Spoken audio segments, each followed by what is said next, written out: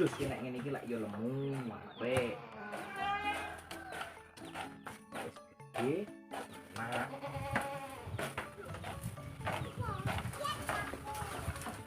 Ngene iki lho karuane wong lanang iki mbok ya sing bener. Yo obah ngresiki kandang ya ngono kuwi. Kene tak beresi dagangane. Ngono kan yo apik.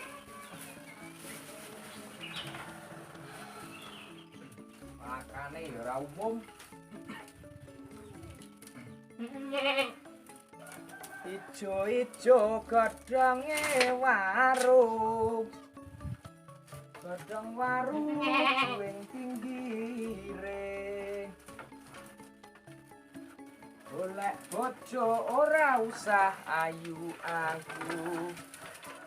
Sing penting ora wing lambene. Wit pring aja dipeneki, kayu secang abang rupane. Lambe guing iso didandani timbang paelan wah pikire. Kok malah ngelokne to mbokmu. Mungkin ikur nyanyi kok Lah genah apa ora? Iya ki. Kae ngono kae lho. Musuh paejah iki jatah ora tau menang aku ki. Jangkrik. Iki opo rek, Jah? Adus Gus, wong genah nata dagangan ngene kok madak takok. Walah iya. Meneng Gus, wonge lagi geseh. Aja diganggu. Walah, oke. Geser kletakmu kuwi. Wong iki ora bener kabeh ya ngono kuwi ta. Ngopo lek lan? Resiki kandang, Gus. Mbok wis, adek wong nek garapan wae. Mbok yo cangkruk-cangkruk ning kene. Lah genah lagi ngemek ngene kok wis kon lerek. Lah timbangane kowe lontang-lantung ora jelas ngono kuwi.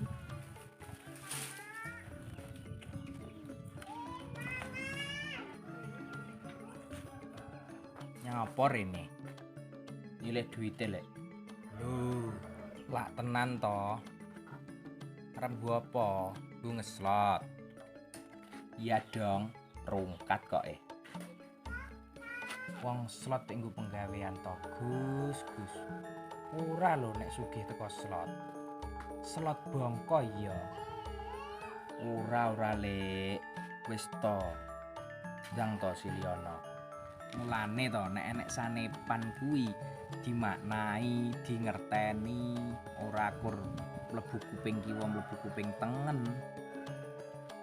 Sanepan apa to, Lek?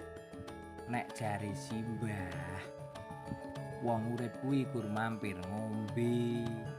Lah nek kowe kan ora. Kowe iki mampir ngombe golek sego sak geriye. Cuk, malah ceramai, cuk. Lah piye meneh to, Le? Wong golek garapan lho saiki angel kaya embuh. Ya ora angel lho jane. Garapan ki akeh. Ning ya kuwi ora enek duwite. Oh, wong edan.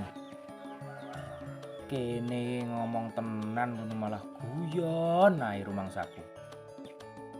Lah piye? Apa ya salah aku? Ora lho, Lek, aku sing kleru mertamu.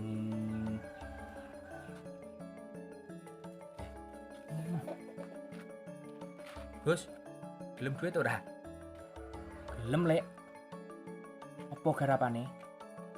Kancaku wingi lho golek partner kerja malan. Lah, nek iki beneh sajake. Ngono lho, sing tenan nek dijagong iku aja guyon. Nah, kancane susah ngene kok malah diguyoni wae. Ning syarate ya kuwi kudu duwe senter karo iso mlayu banter. Iso apa ora awakmu ki? Wah, nek mlayu banter ya panggah. Siap to aku. Kene lho. Juara tingkat TK kok. Wis panggah menang aku nek mlayu. Apa iki kerjaan sing urusane karo mlayu? Nyolong sapi, Gus. Cok. Nyolong sapi. Ora oleh duit, mlebu penjara iya. Asu tenan kok.